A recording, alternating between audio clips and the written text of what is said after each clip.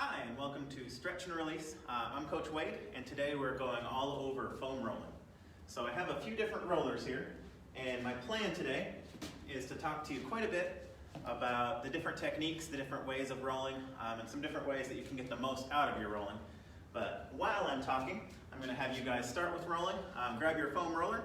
You can do this either on the wall or on the floor. I'll show you the wall option because the floor is usually the way that we demonstrate that. But if you want a little softer way of starting, the wall can be a good way to do this. But we're going to go all the way up from the top of your shoulders down to your middle back, setting that across the wall or across the ground, and you're just rolling yourself up and down through that area. So as we're rolling, you're rolling out your upper back right now, all the way through your middle back. I'll talk to you a little bit about your three options for rollers. So your basic roller, the one that we typically use here, pretty standard. It's just a circle made of foam. There's no edges, there's no lips, there's no texture to it. But you have a lot of different options when you come to foam rollers. And if you're shopping and doing this at home, there's a good chance that you have one that has some texture on it too. So you can see one here has some texture on it. That texture can help get a little bit deeper into your muscles. We'll spend about 10 more seconds rolling there, and we'll switch to a different position. But that texture can help get in a little bit deeper into your muscles. It digs in a little bit more. It's not usually the best way to start. Usually it's better to start with a little bit more mild version like this, and then after you've been doing this for a while, you can graduate to one with texture like that. But once you've finished your back there, this one we will do on the floor. Once you finish the back, we are going to calves and into hamstrings. So placing your feet on that foam roller, and you can be doing that textured version or this one. And right now we're going to be going over one of the techniques, which is pressure, and putting pressure on those different adhesions and those different knots that you might have. So right now, as you're sitting down, you'll have your heels on the ground, you'll have your knees pointed up, your stomach tight, and you're just keeping that pressure on your calves. So for a lot of people, you're going to feel a lot of tension and pressure just with your legs sitting there. So you're kind of pushing down with your legs, you're pushing your heels down, and you're feeling that pressure through your calves, through your ankles. If you're not feeling too much, feel free to roll it up a little bit. You can adjust as you go. So right now we're doing two legs, and if you want to add a little bit more pressure, you can always switch to one. The fewer contacts you have touching the ground and touching the foam roller, the more challenging it's going to be. But right now, spend some time on that calf, on that ankle, and we're going to talk about what you're doing with that pressure. So what you're looking for is a spot that feels a little bit tender. You might feel a little bump or a knot there. Those are called adhesions. And what we're looking to do is put pressure on that tender spot for about 30 seconds. So you're just keeping constant tension there, constant pressure. This is the most common technique with foam rolling, is to find those spots that are giving you kind of some trouble, or some spots that might feel very tight, or those spots that you can visibly or noticeably feel a knot, and then trying to release that tension and pressure. So about 30 seconds here, you're just constantly keeping that tension and pressure on there. You can slowly increase it if you want to, and then slowly decrease it, but you're just constantly keeping that pressure there, trying to release. So a lot of times when you first start, you'll feel your muscle contract and get really tight. As you continue to keep that pressure on there, you'll feel your muscle loosen up, and that's going to allow you to get a little bit deeper into the muscles.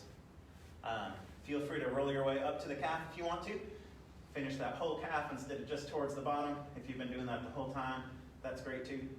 But once you finish those calves, we're going to move up to hamstrings. And you're seeing that exact same position. You're just adjusting where that foam roller is.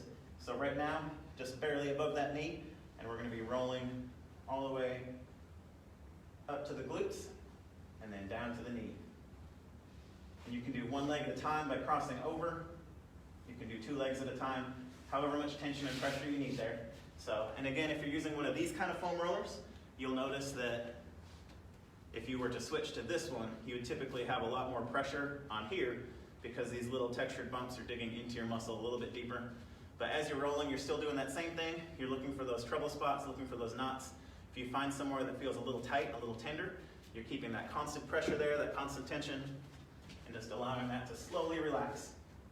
On your hamstrings, it's a little bit different muscle, and it's a little bit different as you foam roll it.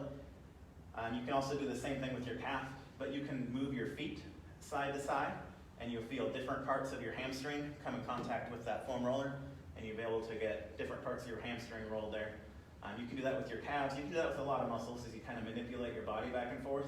You'll feel different parts have different tension areas. Your hamstrings too. One way that you can kind of see hamstring flexibility is you can do that toe touch test, trying to touch your toes with your feet pointed straight ahead. You can try and touch your toes with your feet pointed in a little bit. A lot of times you'll notice that when you manipulate your feet around, you have a pretty drastic difference in flexibility from one position to another. But after you finish those hamstrings, we're going to actually move into a little bit more targeted. So we talked a little bit about the textured one, how you can get a little bit deeper. It's kind of a little bit more advanced version of this. Next, we're going to go over a lacrosse ball. Some people will have different ways to do this. You can have soft balls, really any ball. A lacrosse ball is a good balance between, it's not quite as stiff as a softball, but it still has enough to get in there pretty deep. On this version, we're going to be against a wall, and I'm going to do it against the camera so you guys can see what I'm doing. But this is really good at getting into some targeted locations and some targeted spots. If you have anywhere that's a little harder to reach with a foam roller, you know that you can't really dig into your chest very well. Doing this against the wall can make a big difference. So what I'm going to do is find a spot here in my chest. I have this on both sides, but I have it has a tendency to get big knots there. Right kind of in the armpit, it's on my shoulder, about 2 to 3 inches down, and 2 to 3 inches across. Right where my chest comes into the armpit there. And then I'll be placing my ball against the wall, and I'll be placing my body against that, and I'm just keeping constant pressure into that. So imagine I'm standing against the wall here. Constant tension into that, and just driving my body into that wall, and I'll really feel that quite a bit through there. If you have been foam rolling for a while, and you want this to be a little bit more intense, you can drop down to the ground, and you'll have a little bit easier time, or a little bit more challenging time on the ground. The wall is kind of a modified version. The ground is a lot more challenging because you're able to push more of your body weight into the ground. But as you're rolling that, typically this is another one where you just keep it on that one spot. You don't need to move it much. If you're using the lacrosse ball, you're trying to target a very specific spot. So right now I'm targeting the chest. You might have a spot in your quads, your hamstrings, that typically needs this. For me, it's my chest, and I'm going to have you guys do this with me. But give it about 10 more seconds here. If you want to maneuver your hand just a little bit, that can manipulate the muscle around. Some people will manipulate their hand up and down as they do that, but we're not trying to move the lacrosse ball around, especially vigorously. We're just keeping it there, and then you can move your arm a little bit if you need to. Go ahead and switch sides, getting each side equally. So you're against the wall again there, and I'll kind of show you. My back's to the camera here, so you can't see as well, but when you find the right spot and you find a knot in that tender spot, you should definitely feel it. When I wasn't actually doing it just then, I felt like I was in the right spot, but when I actually got to the wall, I realized, I was about ½ an inch too high. So when you actually put that pressure on it and you feel that release, you can tell a huge difference. And that's what we're going for, is that spot that feels tender, that feels uncomfortable as you put that pressure on it. Allow your body to relax into it.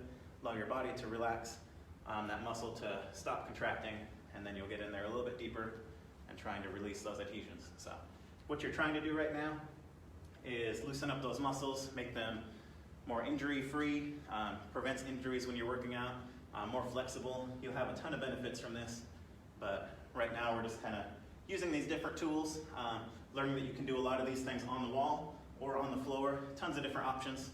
But as far as foam rolling, that's all we're doing for today. 10 minutes is up, but I hope you guys had fun. You got a good workout with that.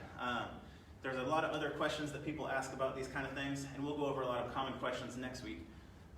If you have any questions, feel free to shoot us a message on Facebook or shoot an email to me, wade.stevens@hfit.com. But that's it for today. Hopefully you had a good workout.